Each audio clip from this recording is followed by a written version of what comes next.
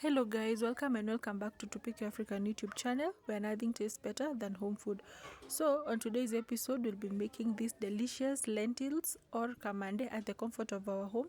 Kindly give this video a thumbs up and subscribe if you haven't.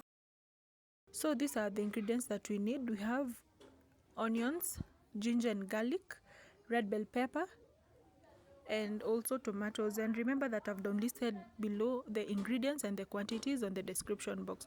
So the first step is that we're going to heat up our cooking pot, and then we add in a little bit of oil, and then we add our red onions.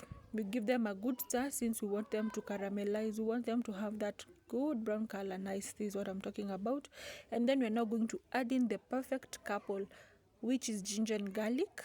I never miss this in my recipes because they really elevate your recipes. And then we are now going to add in our red bell peppers, but even if you have yellow or green, you can always substitute them, okay? Yes, but I chose red because of the popping color. Then you add in your red ripe tomatoes, okay? You give them a good stir, and then we're now going to let our red tomatoes to cook and form a paste. Nice, this is what I'm talking about. So after they form a paste, we are now going to add in our lentils. Then we add in our already sorted and boiled lentils.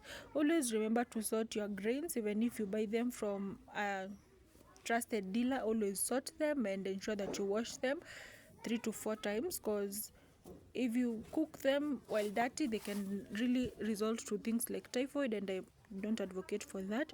So after that, you first give them a good stir without adding water, okay? Yes, I love soup, but we are not going to add in water yet. And you remember me telling you that I love the red bell peppers because of the popping color. You can already see that our food really looks red, okay? You can think that I've added paprika, but not. And then now we're now going to add in our homemade cooking cream.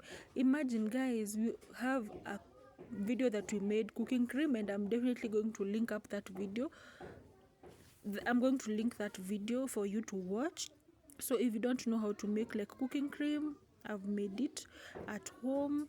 So you add in your cooking cream at this juncture, and it's very creamy. You don't have to spend millions to buy cooking cream. You can just make it at home.